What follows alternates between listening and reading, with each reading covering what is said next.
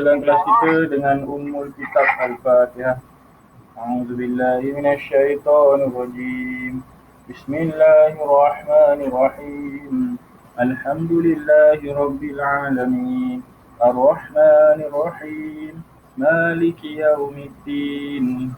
Iyyaka na'budu wa iyyaka nasta'in. Ihdinas siratal mustaqim. صراط الذين أنعمت عليهم غير المغضوب عليهم ولا الضالين آمين. Okey, apa khabar semua? Sihat? Sihat? Alhamdulillah. Okey, hari pagi ni saya akan ajar subjek Tauhid. Boleh buka buku teks Tauhid. Keluarkan buku teks Tauhid. Yang depan gambar masjid.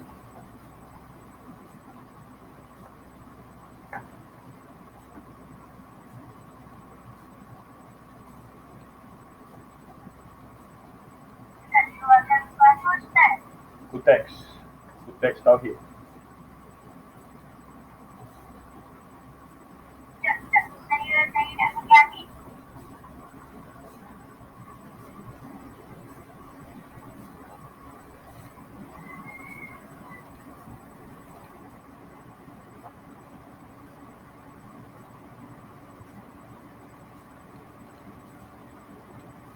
Dah? Semua dah ada dah?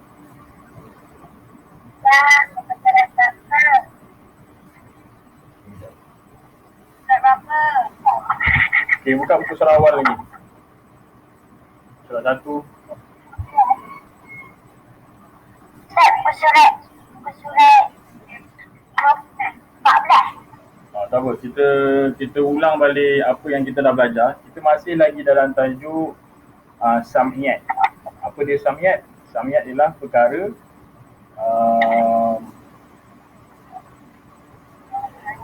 Sam'iyat ialah perkara gaib yang hanya boleh didengar dan diketahui melalui Al-Quran dan Sunnah. Itu maksud dia. Kita masih lagi dalam tajuk Sam'iyat. Sebelum ni kita dalam tajuk pengertian Sam'iyat. Lepas kita tajuk pengertian Sam'iyat, kita masuk pada tajuk perkara-perkara Sam'iyat. Okay, boleh tengok dekat tu isi kandungan tu. Okey, yang kita dah selesai dekat sini.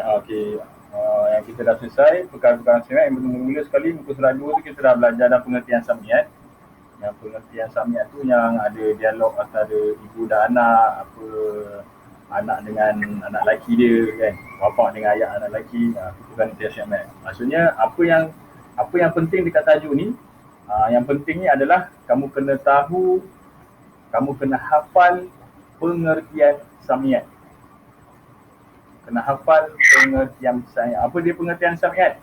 Sam'iyat ialah perkara gaib yang hanya boleh didengar dan diketahui dari Al-Quran dan As-Sunnah. Ya. Itu yang ini. Kamu kena hafal ini. Sam'iyat ialah perkara gaib yang hanya boleh didengar dan diketahui melalui Al-Quran dan Sunnah. Kena hafal. Kena hafal. Apa maksud Sam'iyat? Inilah dia. Perkara gaib yang hanya boleh didengar dan diketahui melalui Al-Quran dan Sunnah. Kena hafal. Perkara gaib yang hanya boleh diketahui, perkara gaib yang hanya boleh didengar dan diketahui melalui Al-Quran dan Sunnah. Perkara gaib yang hanya boleh didengar, perkara gaib yang hanya boleh didengar dan diketahui melalui Al-Quran dan Sunnah. Hafal. Perkara gaib yang hanya boleh didengar dan diketahui melalui Al-Quran dan Sunnah. Kenapa lah tu? Jadi bukan dah. Okey, boleh pergi. Okey, kenapa? Perkara Sam'iyat ialah perkara gaib yang hanya boleh didengar dan diketahui melalui Al-Quran dan Sunnah. Dah, hafal. Okey, Ustaz pun dah hafal lah. Apa yang cukup Ustaz? Apa? Apa yang tadi Ustaz? Perkara gaib, Sam'iyat ialah perkara gaib yang hanya boleh didengar melalui Al-Quran dan As-Sunnah. Dah, Ustaz pun dah hafal. Okey, lepas tu perkara-perkara gaib dia kamu kena hafal 10. Perkara gaib kena hafal 10. Apa dia 10? dosa, pahala, neraka, syurga. Apa lagi? Malaikat, jin, apa? Alam barzakh, sirat, mizan, apa satu lagi? 10 tu dah hafal. Apa dia 10 tu? Kena hafal lah tu. Okey. Saya ulang sekali lagi. Apa dia kena hafal? Pahala, dosa, syurga, neraka. Pahala, dosa, syurga, neraka. Malaikat, jin. Alam barzakh, mizan, sirat, apa lagi satu? Mahsyar. Mahsyar. Saya ulang balik. Pahala, dosa, syurga, neraka. Malaikat, jin. Alam barzakh, sirat, mizan, mahsyar. 10. Okey? Ikutlah kamu nak hafal mana satu, mana yang satu, mana yang dua, mana yang nombor 3, mana yang nombor 4. Kamu kena hafal mana satu, ikut pulang. Tapi cukup 10. Okey? Saya ulang sekali. Ustaz pun dah hafal tadi. Okey. Pahala, dosa, syurga, neraka, malaikat, jin, dan 6 dah. Alam barzakh, sirat, mizan, mahsyar. Okey. Sirat, mizan, mahsyar.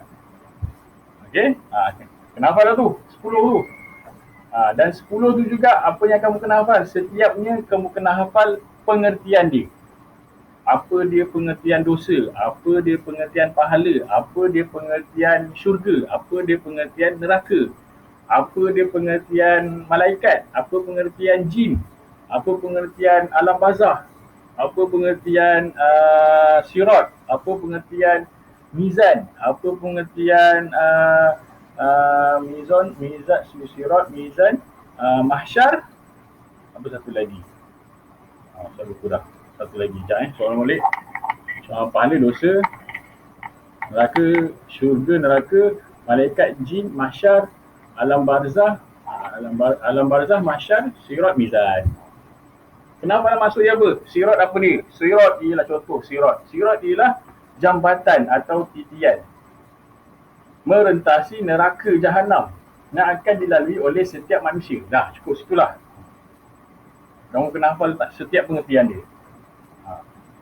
Apa lagi pengertian? Pengertian sirat itu pengertian sirat. Sirat ialah jambatan. Kalau mizan, mizan ia alat untuk menimbang amalan. Menimbang. Mizan ni alat timbang. Alat timbang amalan dosa pahala. Dah cukup. Ketika di dunia. Ketika dosa pahala ketika manusia di dunia. Apa dia pengertian jin? Jin ialah makhluk Allah yang dijadikan daripada api. Dah cukup. Kalau nak panjang lagi, ada yang beriman dan ada yang kufur. Tak apa. Kalau malaikat, malaikat ke? Malaikat. Malaikat. Kalau malaikat ialah makhluk Allah yang dijadikan daripada cahaya yang terpelihara daripada maksiat pun boleh. Dah cukup sampai situ. Kena hafal. Lepas tu nombor 6, syurga, neraka. Neraka kena hafal. Neraka ialah tempat balasan azab ataupun neraka ialah tempat balasan seksa yang kekal abadi bagi orang yang kafir dan balasan sementara bagi orang mukmin. Yang derhaka yang akan disiksa sekadar banyak dosanya. Kalau syurga, nak masuk syurga kena hafal lah tarikh dia. Syurga ialah tempat balasan nikmat yang kekal abadi bagi orang yang beriman dan beramal soleh. Kena hafal tarikh. Itu pengertian. Tarikh, pengertian apa lagi? Punya istilah dia. Alam barzakh. Alam barzakh ialah satu alam lain yang dimasuki seseorang yang telah meninggal dunia untuk menunggu kedatangan hari kiamat. Kena hafal. Bawah dia, bawah apa? Mahsyar. Mahsyar ialah tempat berhimpun seluruh manusia. Mahsyar ni kamu ingat padang lah. Padang mahsyar. Mahsyar ialah tempat berhimpun seluruh manusia, jin dan makhluk yang hidup dari awal hingga akhir zaman. Daripada dulu sampai akhir zaman sebut. Yang dah mati semua itu balik. Ini kena hafal pengertian dia. Alam barzakh dah sebut dah tadi. Dosa pahala. Kalau dosa, maksudnya kalau dosa ialah balasan buruk bagi seseorang yang melakukan perkara maksiat ataupun perkara maksiat lah yang diharamkan oleh syarak. Yang diharamkan oleh syarak ni maksudnya undang-undang Islam. yang diharamkan oleh Islam, ataupun meninggalkan perkara-perkara yang diwajibkan oleh syarak, ataupun yang meninggalkan perkara-perkara yang diwajibkan oleh Islam, undang-undang Islam, termasuk syarak. Pahala ialah balasan baik bagi seseorang yang melakukan perkara-perkara ketaatan dan meninggalkan perkara-perkara kejahatan yang diharamkan oleh syarak. Okey. Dan kamu juga kena hafal setiap pada 10 ni, kamu kena hafal apa? Kena hafal dia punya firman Allah. Setiap ni kena hafal dalil lah. Dalil Al-Quran. Apakah dia dalil Al-Quran bagi pahala? Kena hafal. Hal jazaa'ul ihsan illal ihsan. Kena hafal lah. Itu dalil pahala. Kalau dalil dosa, ya, okey. Wa jazaa'u sayyi'atun misluha. Kena hafal. Banyak kamu kena hafal ni. Alam barzah. Alam barzah ni kamu hafal sekadar yang kamu mampu lah. La'alli a'malu salihan fiha tarak. Kalau kamu hafal situ pun boleh. Tapi kalau bagus lagi sampai habis lah. Kalla innaha kalimatun huwa qailuha wa min waraihim barzakhun ila yaumi yub'atsun. Kena hafal. Ada tanya Ustaz. Ya. Dalam kita baru yang Ustaz kata sampai yang Ustaz kata hafal tu je kan? Ya. Dan markah penuh ke? Markah dia ada dalam subjek tauhid, ada satu ruang tu dia akan sediakan markah. Contohnya bagi dalil, apakah dalil alam barzah. Kita tak hafal sampai habis. Kita hafal sikit je. Dibagi situ, contoh markah dibagi kat situ, kalau kamu dapat hafal semua, dia akan bagi 2 markah. Dan kalau kamu hafal sikit kan, contohnya kamu hafal la'alli a'malu salihan fiha tarak tu, kamu hafal sampai situ je. Dia bagilah daripada 2, dia akan bagi 1 markah. Tak adalah dapat kosong. Maksudnya sekurang-kurangnya markah kamu tak dapat kosong. Markah kamu tak akan dapat kosong sebab kamu dah hafal sikit dah. Daripada 2, dia akan bagi 1. Tu pulang kepada guru yang menanda tu. Okey? Kalau ustaz okey je. Kamu dah hafal susah dah tu.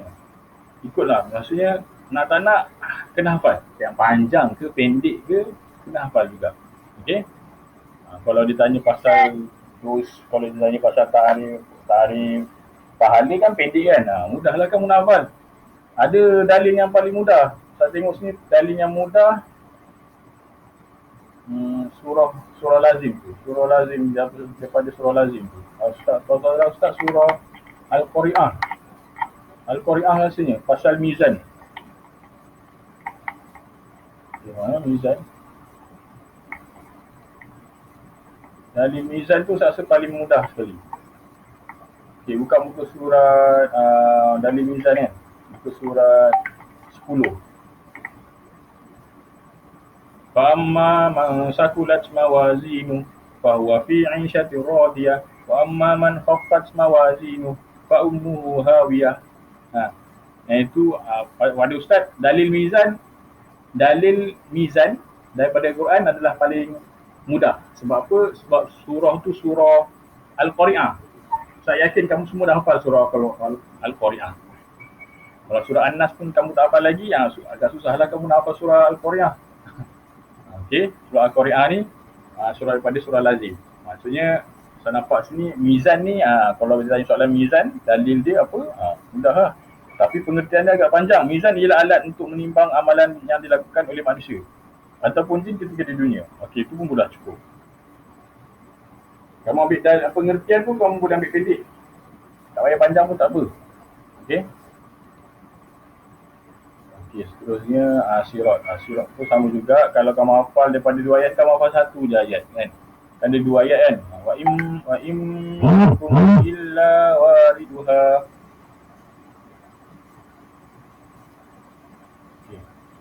Kana ala rabbika hatman maqdiya. Okay, sampai situ pun boleh. Ikutlah. Tapi yang penting kamu kena hafal. Banyak ke sikit ke kamu kena hafal. Sebab markah dia ada bagi kat tepi tu. Setiap soalan subjektif. Biasanya salah subjektif lah. Dia akan bagi markah. Kalau soalan objektif, mudah je. Kamu tak hafal ke, kamu hafal ke, kamu just bulatkan ni jawapan dia, alif ke, ba ke, jim ke, dal. Kan? Kalau kamu tak hafal, kamu tetap akan jawab sebab bulatkan je jawapan tu. Tapi kalau soalan ditanya dalam bentuk subjektif, itu bentuk, contoh dia tanya, apakah pengertian samiat? Kamu kena bagi tahu lah, samiat ialah perkara ghaib yang hanya boleh didengar dan diketahui melalui Al-Quran dan Sunnah. Jangan kamu jawab, kamu tak hafal, kamu pun jawab, perkara samiat ialah perkara samiat. Tak boleh lah macam tu. Kena hafal, ingat kena hafal. Okey, kena hafal, kena ingat lah. Okay, seterusnya. Okay, kita masuk terus pada tajuk yang baru, yang itu tajuk yang baru ialah muka surat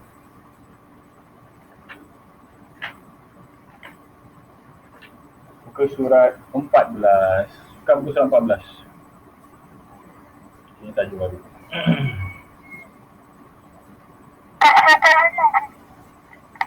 Muka surat 14. Kesan beriman kepada samiat. Apakah kesan kalau kita beriman dengan samiat? Apakah kesan jika kita tidak beriman dengan perkara samiat? Saya rasa dalam muka surat 1 yang ada dialog antara ibu dan anak-anak yang ramai tu pun ada cerita kan.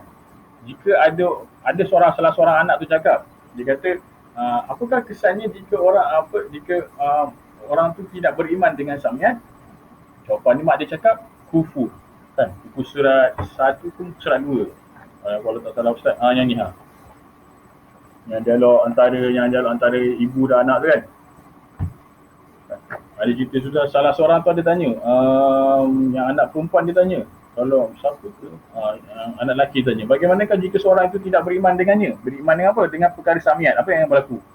Orang yang tidak beriman dengannya dihukumkan kafir. Orang yang tidak beriman dengan perkara samiat, tidak percaya atau tidak beriman atau tidak percayalah. Siapa orang Islam yang tidak percaya dengan perkara samiat, perkara samiat tadi, dosa, pahala, syurga, neraka kan, sampailah sirat. Orang Islam tapi dia tak beriman, dia tak percaya. Dia tak percaya ada dosa, dia tak percaya ada pahala, dia tak percaya ada syurga, dia tak percaya ada Allah, dia tak percaya ada neraka, dia tak percaya ada malaikat, dia tak percaya ada jin, dia tak percaya ada alam mahsyar, dia tak percaya, semua dia tak percaya. Dia kata aku tak percaya sebab aku tak nampak. Dia kata kan. Nauzubillah. Pada dia cakap macam tu, kalau dia tak percaya macam tu, apa hukum dia dalam Islam? Islam cakap orang macam tu adalah orang yang kafir. Dia bukan orang Islam lah. Dia bukan orang Islam, maksudnya dia keluar dari Islam lah. Sebab dalam Islam Allah cakap dalam Quran macam tu kan? Bila Allah cakap dalam Quran macam tu, kita kena percaya, kita kena beriman. Sama macam kita kena percaya, kita kena beriman yang Allah itu ada. Okey. Terus kepada muka surat 1. Muka surat 1 pula. Muka surat 14. Okey, lepas tu ada firman Allah. Okey, ikut Ustaz baca boleh? Dibaca sama Quran. A'udzubillahi minasyaitonirrajim.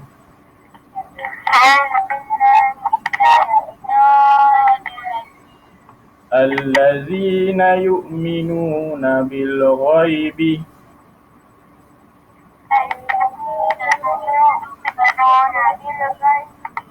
wa yuqimuna shalah wa mimma razaqnahum yunfikun.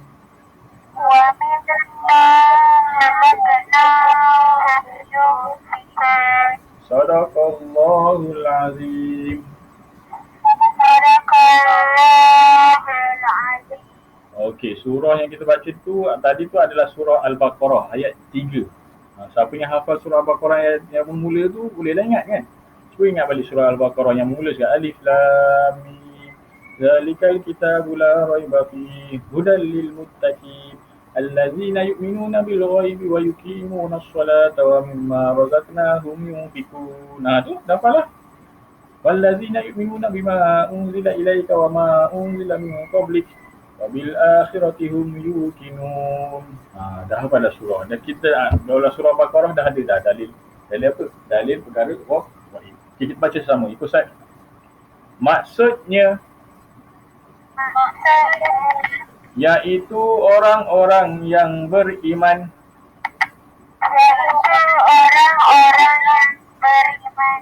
kepada perkara-perkara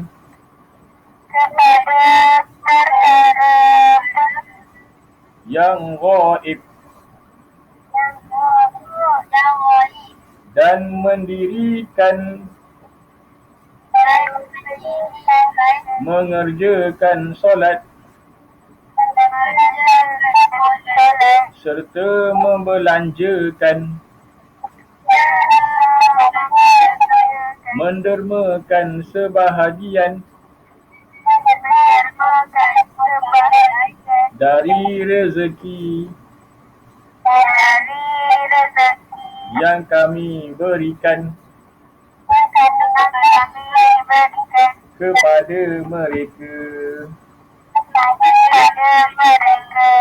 Okey, itu maksud dia. Yang itu orang-orang yang beriman kepada perkara-perkara yang ghaib dan mendirikan, mengerjakan solat, membelanjakan, mendermakan sebahagian dari rezeki yang kami berikan kepada mereka. Sebenarnya apa yang kita dah ada, contohlah apa yang kita ada rumah. Contoh, rumah kita besar, ada kawan rumah kita besar, ada orang rumah kita kecil, ada kawan rumah kita kereta besar, ada rumah kereta kecil. Itu semua daripada rezeki daripada Allah.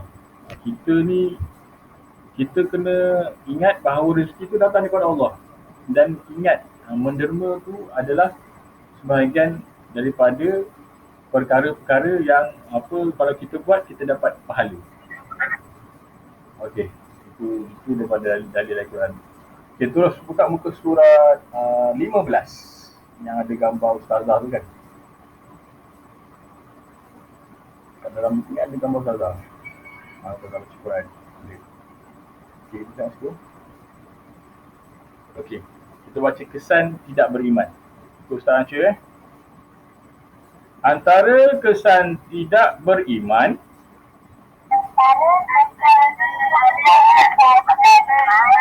kepada Sam'iyat ialah pertama, menjadikan seseorang itu kafir.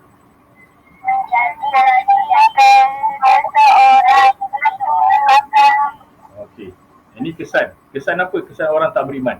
Kesan orang tak beriman tu maksudnya tidak beriman maksud dalam bahasa Arab. Beriman tu maksudnya tidak percaya. Tidak percaya kepada Sam'iyat. Pertama sekali, apa kesannya? Beriman tu maksud tidak percaya. Tidak percaya maksud apa pertama, seseorang itu jadi kafir. Kafir itu maksudnya dia bukan orang Islam. Dia bukan orang Islam. Jadi kalau dia tak percaya, dia bukan orang Islam, dia kena nak jadi Islam balik, dia kena mengucap balik. Asyhadu an la ilaha illallah wa asyhadu anna Muhammadar Rasulullah. Dia kena mengucap balik. Maksudnya kita kena percaya yang perkara Sam'iyat itu betul. Kita tak boleh tak percaya. Kita tak boleh tak percaya. Sebab dalam Islam, kalau kita tak percaya, seseorang itu kafir. Nauzubillah. Kita minta jauh daripada perkara macam ni. Okey, kedua pula. Ikut Ustaz. Kedua, menjadikan seseorang itu sentiasa melakukan perkara mungkar. Okey, Azim kita tanda kan? Okey, pergi.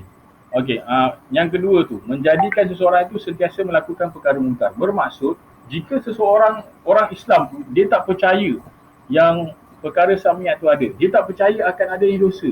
Dia tak percaya adanya neraka. Bila dia tak percaya ada neraka, dia tak percaya ada dosa, agak-agak dia buat pahala, tak? Bila dia tak percaya neraka tu ada. Tipulah dia kata kan. Nauzubillah. Dia kata tipulah. Bila kalau macam tu, orang yang macam tu, dia akan melakukan dosa lah. Maksudnya dia akan melawan cakap mak ayah dia.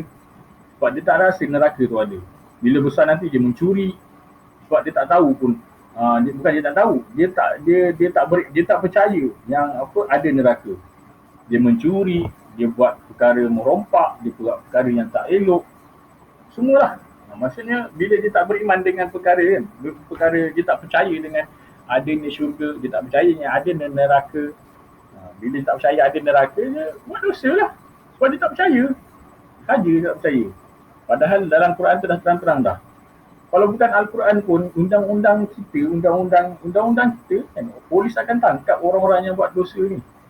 Maksudnya bukan buat dosa, buat jenayah lah. Merompak, membuat perkara yang tak senonoh, polis akan tangkap. Sebab apa polis tangkap? Polis tu ikut undang je, kan? Sebab dia nak jaga keamanan. Itu lah, itu fungsinya. Kalau kita pun dah nampak dah kenapa benda-benda jahat tak boleh buat. Sebab orang tak suka, manusia tak suka perkara-perkara yang buruk. Macam mana kita tak suka berlaku kat diri kita, macam itulah juga dengan orang lain. Okey, itu yang ketiga pula. Ketiga, mudah berputus asa dan tidak bersyukur. Okey, maksudnya orang yang tidak percaya dengan perkara samiat, dia mudah berputus asa. Sebab apa dia mudah berputus asa? Sebab dia tak nampak, bila dia melakukan kebaikan, dia tak beriman yang syurga tu ada.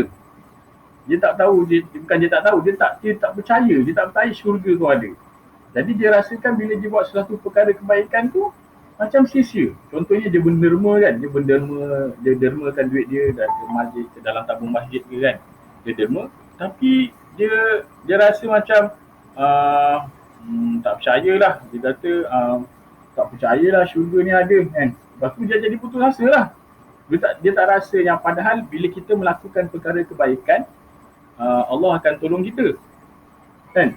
Bila kita melakukan kebaikan, Allah akan tolong kita. Jadi bila orang tu dia tak beriman, dia tak percaya yang syurga tu ada, seolah-olah dia merasakan yang dia buat perkara yang sia-sia.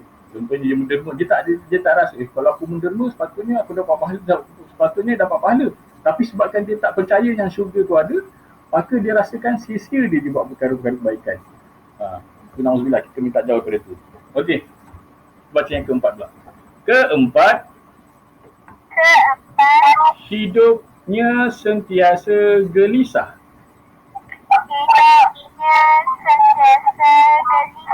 Okey, maksudnya gelisah ni maksudnya risau.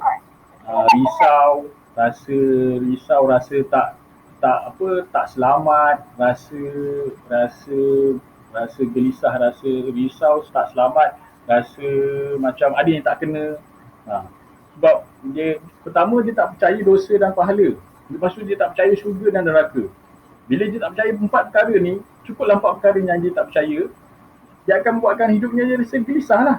Dia rasa bila dia dah buat sesuatu perkara dosa tu, dia rasa macam aku dah buat dosa kan. Tapi dia tak ada rasa betul ke dosa. Dia akan rasa gelisah, dia akan rasa risau dekat diri dia. Sepatutnya tak boleh macam tu. Okay?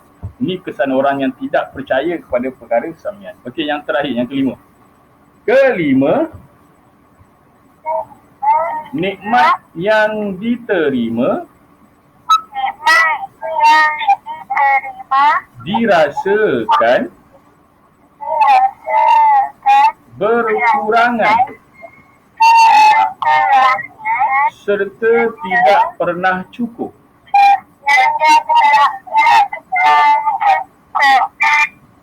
Okey. Yang kelima ni maksudnya nikmat yang diterima dirasakan berkurangan serta tidak pernah cukup. Orang macam ni maksudnya bila seseorang tu tidak percaya akan perkara samiat tu dah tadi lah. Dosa, pahala, syurga, neraka, jin, malaikat, semua tu kan, sampai alam barzakh, mahsyar, sirat dan mizan. Bila dia tak percaya benda-benda perkara samiat tu, bila dia dapat satu nikmat, rumah dia besar, dia dapat rumah besar, dia ada kekayaan, dia ada duit, dia ada kereta besar, dia rasa tak cukup. Dia rasa dia rasa macam bukan dia rasa tak cukup tu sebab dia nak buat amal ibadah, tak. Dia rasa macam dia kena kejar sesuatu yang sebab dia rasa dunia tu lebih betul. Maksudnya kehidupan dunia tu dia rasakan macam Kehidupan dunia ni adalah kekal abadi pada dia. Sebab apa? Sebab dia tak beriman yang syurga neraka tu adalah kekal abadi. Kalau dia masuk syurga, dia akan abadi dekat syurga. Dia maksudnya dia akan kekal dekat syurga. Tapi sebabkan dia tak percaya yang syurga neraka tu ada, dia rasakan dunia ni adalah perkara yang abadi. Dia rasa dunia ni lah perkara aku kena simpan duit banyak-banyak. Aku kena buat keseronokan aku akan seronok dekat dunia. Aku akan dia rasa tak cukup. Dia rasa tak cukup. Itulah maksudnya orang yang tidak beriman dengan perkara samiat, dia rasa nikmat yang dia dapat kekayaan dekat dunia, tapi dia rasakan tak cukup. Sebab dia rasa hidup di dunia lebih kekal. Dia rasa macam tu. Sebab dia tak rasa syurga dan neraka tu ada. Nauzubillah, kita minta jauh daripada ni. Okey, seterusnya ada firman Allah kat situ. Kita baca sama. Ustaz أعوذ بالله من الشيطان الرجيم ومن أعرض عن ذكري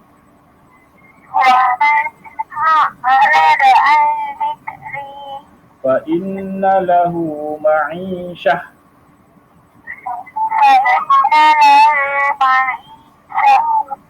ضنكا ونحشره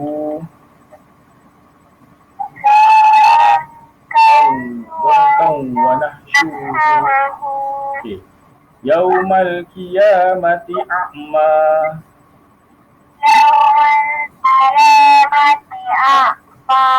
Surah Toha ayat 124. Sadaqallahul azim. Okey, saya bacakan sekali lagi. Wa man a'rada an zikri fa inna lahu ma'isyatan dhankan wa nahsyuruhu yaumal qiyamati a'ma. Maksudnya, okey, kita baca sama-sama maksudnya. Dan sesiapa yang berpaling ingkar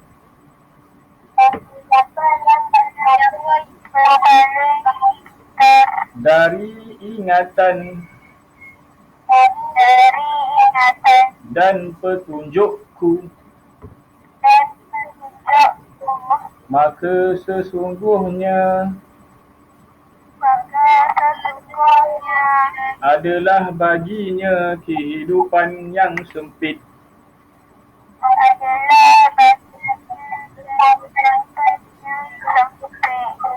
Dan kami akan himpunkan dia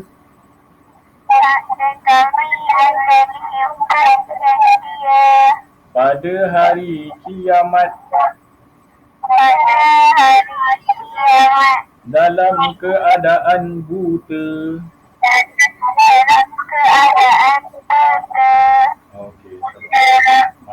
Okey, maksudnya dalam ayat Quran ni ceritakan orang yang tidak beriman, orang yang tidak percaya akan perkara-perkara samiat, dan itu dia tak percaya akan dosa, dia tak percaya pahala dan 10 perkara tu, banyak lagi perkara samiat yang dia tak percaya, maka pada dia akan rasa kehidupan dia sempit.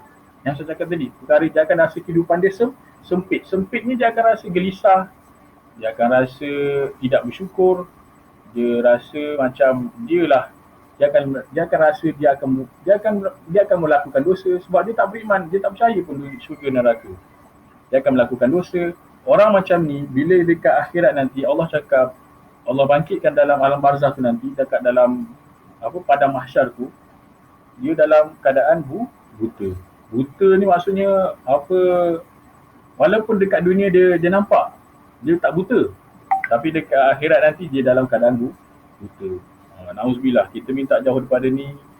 Kita doakan sama-sama. Kalau kamu tahu kawan kamu siapa nama Alif tak datang kan? Kamu tahu sebab apa dia tak datang?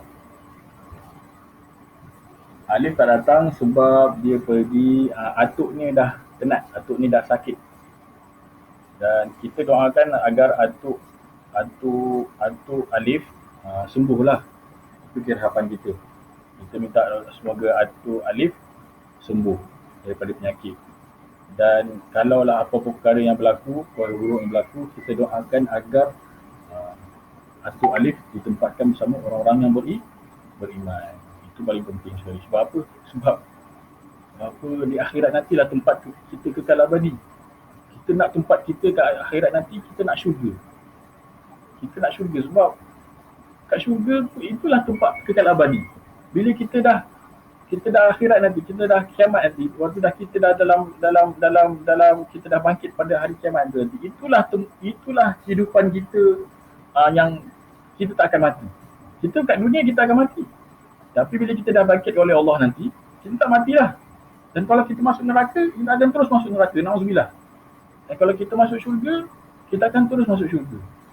Dan kita doa sama-sama lah yang kita, kalau kita doa siapa-siapalah orang yang kita kenal kan, saudara mara kita ke yang dah meninggal dunia, kita doakan agar mereka ditempatkan di tempat orang yang beriman.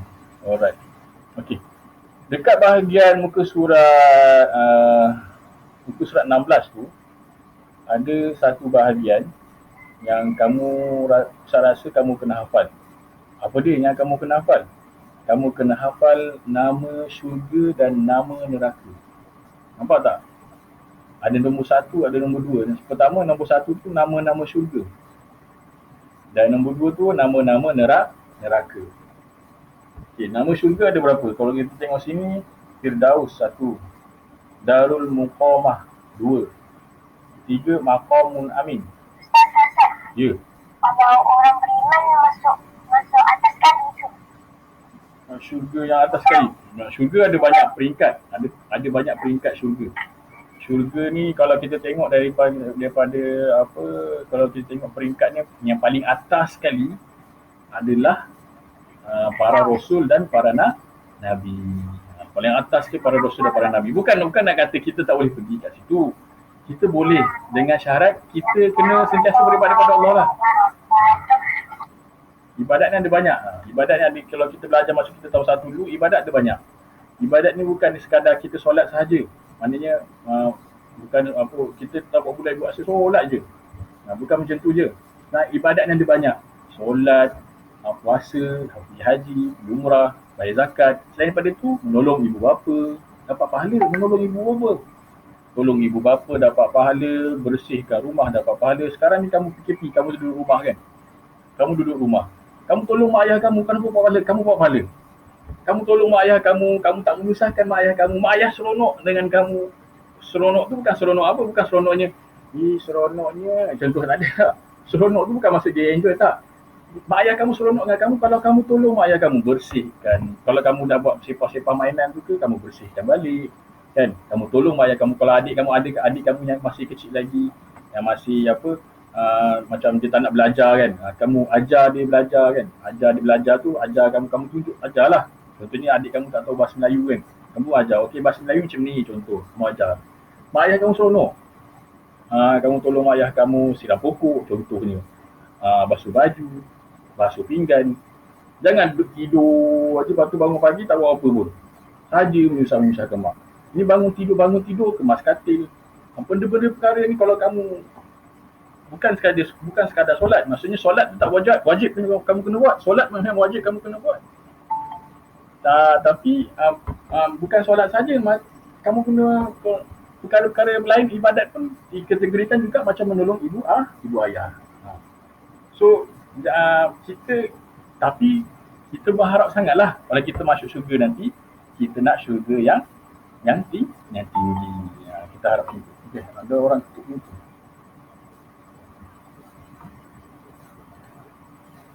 Alright. Firdaus. Pertama syurga Firdaus, kedua syurga Darul Muqamah, ketiga syurga Maqamun Amin, keempat syurga Maq'adu Sidqin, kelima syurga Adni,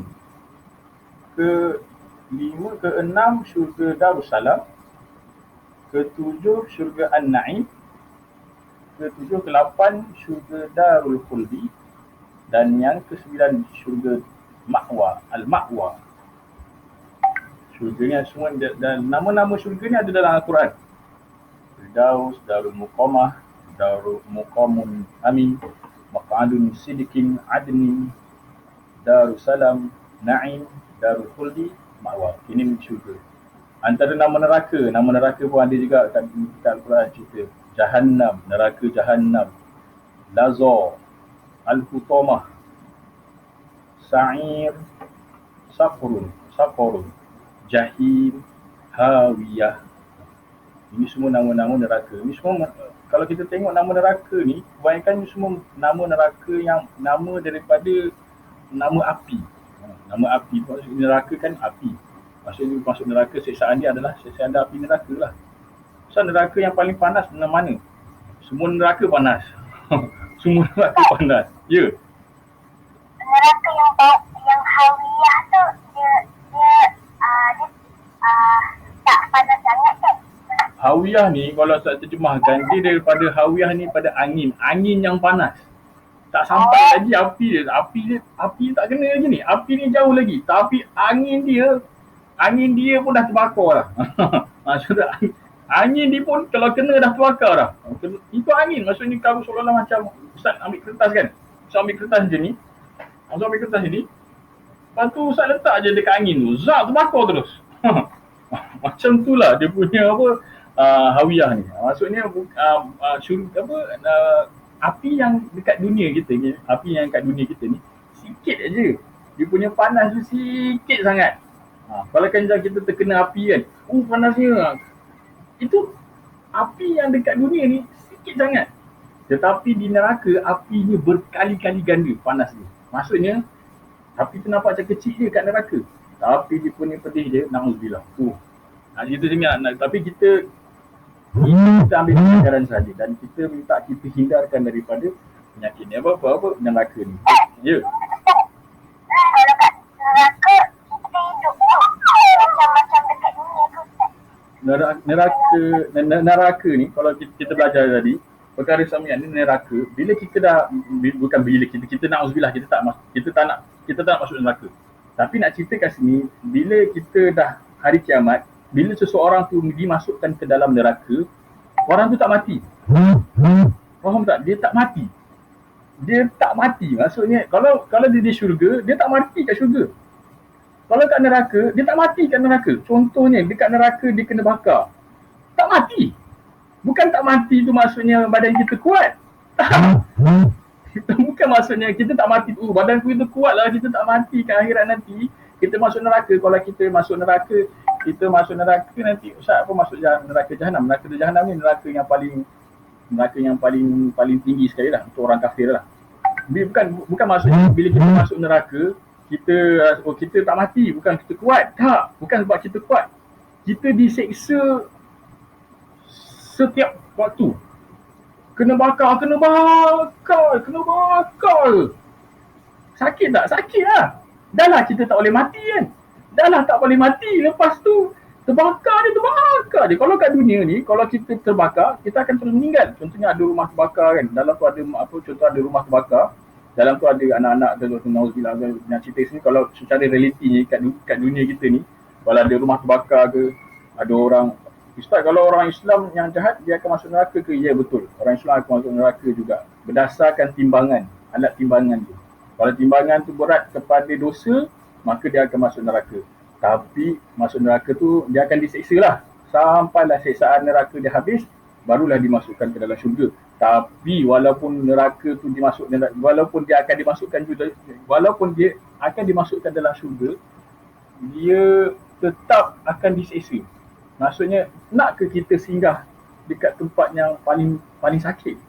Kita akan masuk syurga juga, tapi kita akan diseksa dulu. Nak ke? Tak nak. Kita tak nak. Kalau boleh kita tak nak kita diseksa. Kan? Kalau boleh kita tak nak kita diseksa. Dan dekat neraka tu nanti, kalau kita na'udzubillah, kita minta jauh daripada neraka. Maksudnya bila kita diseksa dalam neraka, seksaan dia amat pedih. Sangat-sangatlah pedih. Kita minta jauh daripada perkara ni. Kita jauh. Macam mana kita minta jauh? Kita minta doa dengan Allah. Sentiasa berdoa kepada Allah. Kita minta, Ya Allah, ampunkan dosa-dosaku. Ya Allah, kalau apa dosa, ampunkanlah dosa-dosaku. Ampunkanlah dosa ibu bapaku. Ampunkanlah dosa guru-guruku. Ampunkanlah dosa kawan-kawanku. Ampunkanlah dosa jiran-jiran aku. Minta ampunkan semua.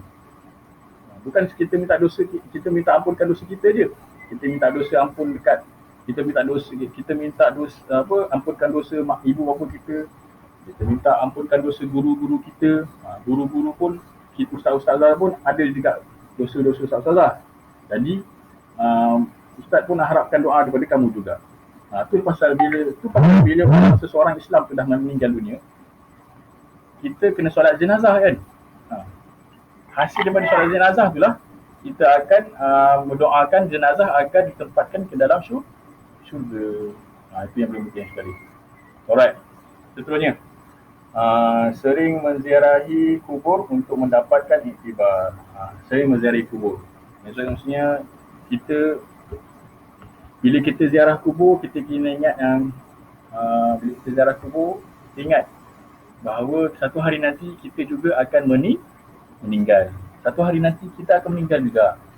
Tak ada siapa-siapa kat dunia ni yang kekal abadi. Satu hari nanti kita akan meninggal juga. Jadi banyakkan kita ziarah kubur. Satu hari nanti kita doakanlah orang yang dikubur dapat tempatnya diredai Allah. Okey. Alright. Ini adalah pesan daripada pesan Samiat, perkara kesan beriman dengan perkara Samiat, dan saya rasa kita dah habis dengan tajuk ni.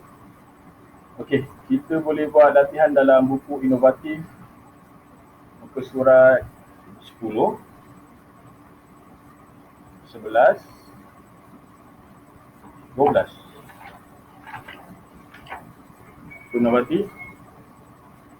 Buku inovatif muka surat 10, 11, 12. Itu saja. Okay, start time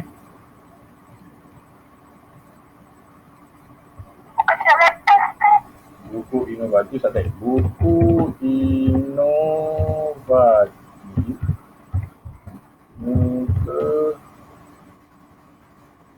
muka surat 10, 11 dan 12. Boleh tengok buku teks. Boleh tengok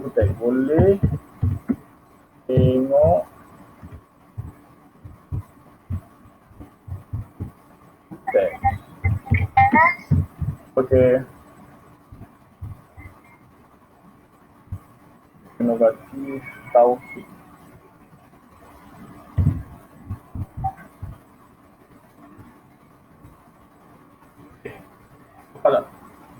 Okey, buku inovatif Tauhid, buku surat 10, 11 dan 12. Boleh tengok buku teks. Okey, boleh jawab sekarang. Sementara tunggu, boleh ambil pensil, boleh jawab sekarang.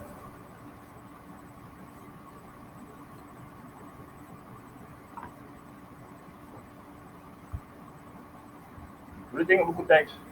Kalau tak tahu jawapan, boleh tanya ustaz. Kalau tak tahu jawapan tu, maksud kamu kena cari dulu lah. Cari dulu, dan kalau buku teks dah tak jumpa, baru dah tanya ustaz. Ustaz tak jumpa lah soalan jawapan ni, tanya apa? Baru dah cari.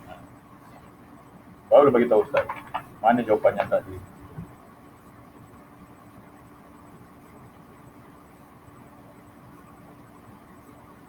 Muka surat 10, 11, 12.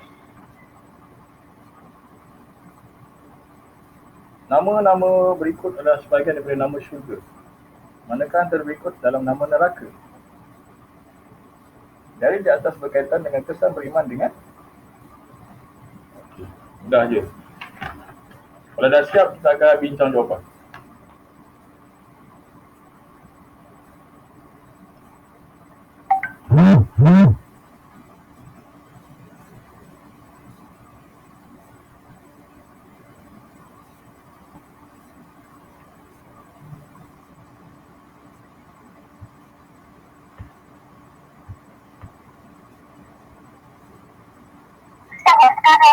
Buat sekarang lah.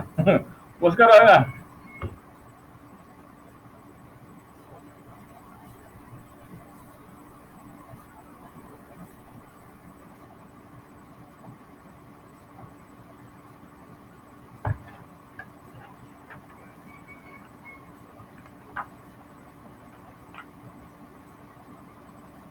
Tugasan malaikat. Ada ke dalam buku tugasan malaikat? Tak ada dalam buku kan? Tak ada. Tugasan malaikat. Ada? Ada? Oh, ada. Tugasan malaikat. Ya, ada. Dekat jauh. Ya betul. Dekat muka surat 9. Betul. Bagus. Bagus, Aisyah.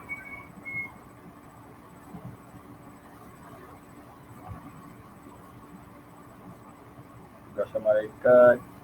Tulis 2 ciri malaikat dan 2 ciri jin. Ciri ni maksudnya kamu kena ingat malaikat dia jadikan daripada apa. Lepas tu malaikat ni dia apa dia, Allah jadikan ada dosa tak. Kalau jin pula dia jadikan daripada apa. Lepas tu ciri dia jadi daripada apa. Lepas tu satu lagi ciri dia ni ada maksiat, ada dosa tak. Itu ciri-ciri lah. Boleh tengok buku teks. Tak tahu boleh tanya Ustaz.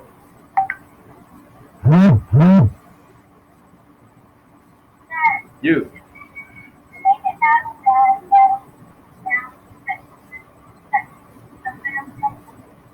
Muka surat apa tak tahu?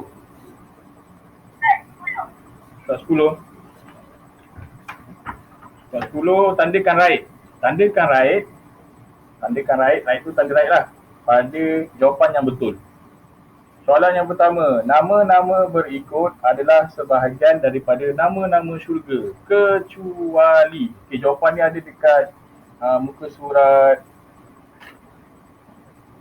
16.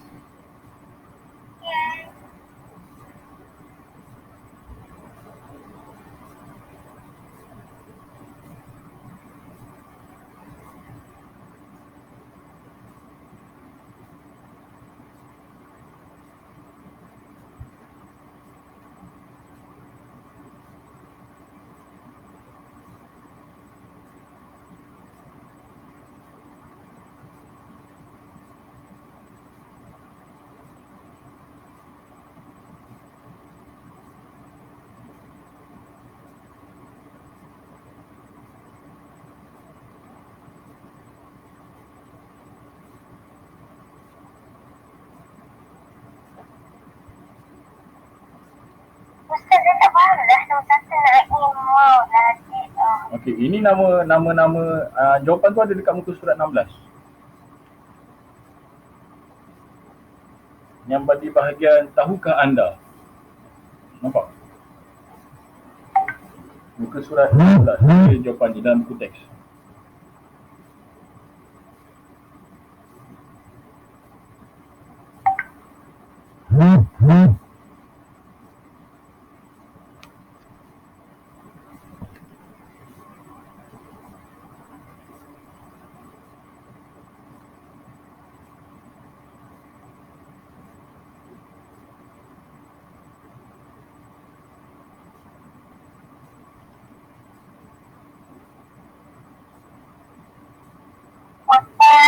Ya.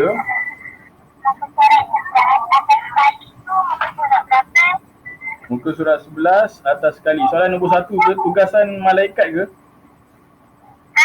Tugasan malaikat ada dekat muka surat 9 dalam buku teks. Muka surat 9.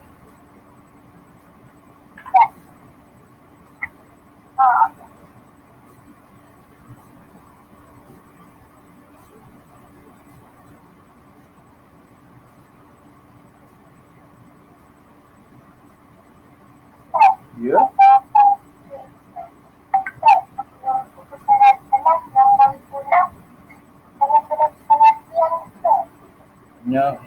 Yang mana yang soalan nombor 2? Soalan berapa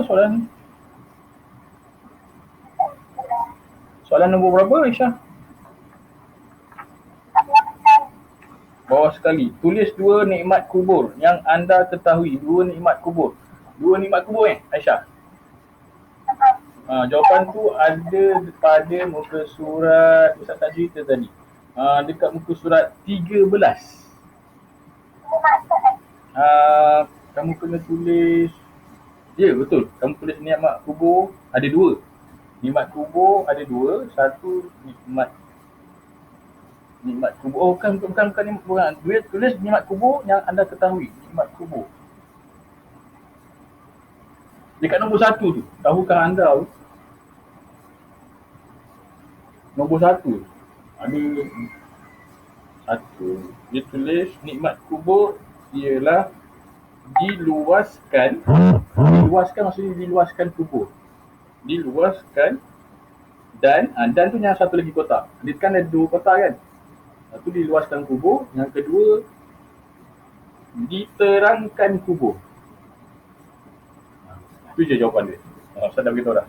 Sebab jawapan dia memang dia dekat bahagian yang tak nampak di surat 13.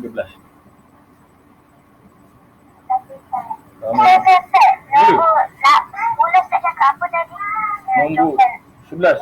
Soalan muka surat 11 tu ke? Dekat muka surat 13. Jawapannya dalam buku teks muka surat 13. Dia nak nikmat, dia nak bahagian nikmat, bukan azab. Azab lain. Dua nikmat ni seronok lah. Maksudnya bukan ni seronok, maksudnya nikmat ni maksudnya kamu kena tulis sikit je. Jadi tulis situ. Ada dekat nombor 1 tu. Nombor 1 tu dekat bahagian muka surat 13 tu. Satu, kamu ambil diluaskan kubur. Yang satu lagi diterangkan kubur. Kamu jangan boleh, bukan masa diterangkan kubur tu kubur dia terang. Maksudnya kamu lagu kat kubur tengah malam kan, dulu kamu nampak kubur tu terang lah. Bukan masa kubur tu terang macam tu. Masa diterangkan kubur tu maksudnya kita jadi di alam kubur tu mendapat kenikmatan sebab kita tak diseksa. Tu maksud dia. Diluaskan maksudnya kita tak ada. Tak ada. Muka surat 13. Muka surat 13. Tu azab. Soalan ni dia bukan tanya soalan azab, dia tanya soalan nikmat. Nombor 1 tu.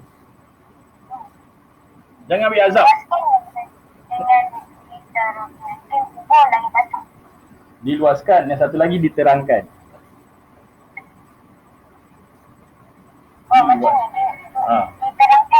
Ni satu kan ada 2 kotak kan? Ada 2 kotak. Satu diterangkan, satu diluaskan. Diluaskan kubur, diterangkan kubur. Okey, faham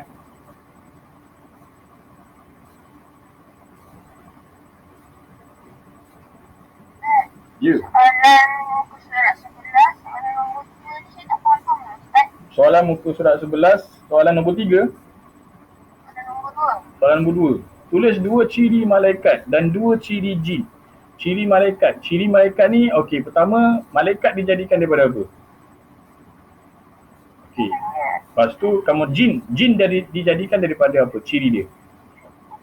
Api. Okey dah. Dapat dah. Cahaya. Api. Lepas tu ciri satu lagi, malaikat ni dia melakukan maksiat tak? Tak. Okey, yang jin melakukan maksiat tak? Dia macam manusia lah. Maksudnya jin macam manusia. Dia ada yang beriman, ada yang kafir. Sama.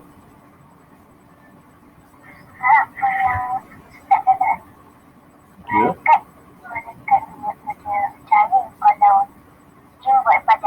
Ya. Okey, betul? Bawah tu. Yang bawah tu pula, ciri satu lagi yang bawah tu, ciri malaikat lah. Ciri malaikat. Malaikat ni dia buat maksiat ke? Allah ciptakan tak. Maksudnya kamu kena buat ayat yang bawah tu, diciptakan untuk beribadah kepada Allah.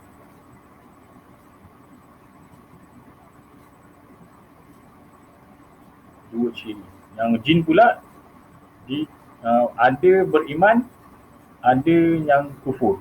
Ada dalam buku teks juga. Kamu boleh tengok dekat bahagian perkara-perkara samiat di bahagian malaikat dengan bahagian jin. Tapi kamu tak ambil jalan yang panjang-panjang tu. Kamu ambil yang pendek sebab kotak dia pendek kan. Kalau kotak dia kecil kan. Jadi jawapan dia dalam kecil lah. Jawapan pendek lah. Masa Ustaz dah habis.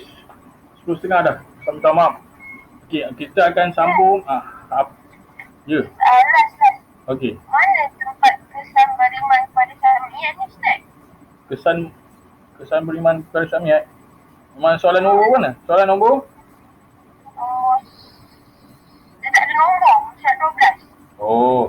kesan beriman. Kesan beriman tu, okey, dekat bahagian yang muka surat yang ada ustazah baca Quran tu kan. Muka surat apa tu? Muka surat 15 tu, kamu terbalikkan je. Yang kesan tak beriman tu, kamu terbalikkan. Terbalikkan maksudnya kamu terbalikkan, contohnya yang pink tu kesan tidak beriman kan. Jadi kamu terbalikkan. Terbalikkan tu terbaliklah. Maksudnya menjadikan seorang itu kafir. Tak, maksudnya kamu terbalikkan menjadikan seorang itu Islam yang sejati. Macam tu. Okey, maksud Ustaz habis ni. Okey, kamu terbalikkan. Okey. Saya tak faham lah yang nombor-nombor tapi kat tulis nombor tu saya tak faham. Malaikat dengan jin ke? Okey, malaikat dengan jin ada jawapan dekat bahagian pengertian malaikat dengan pengertian jin. Kamu ambil malaikat diciptakan daripada apa, jin diciptakan dari apa, lepas tu malaikat Allah jadikan buat apa, jin Allah ciptakan ada Islam, ada kafir.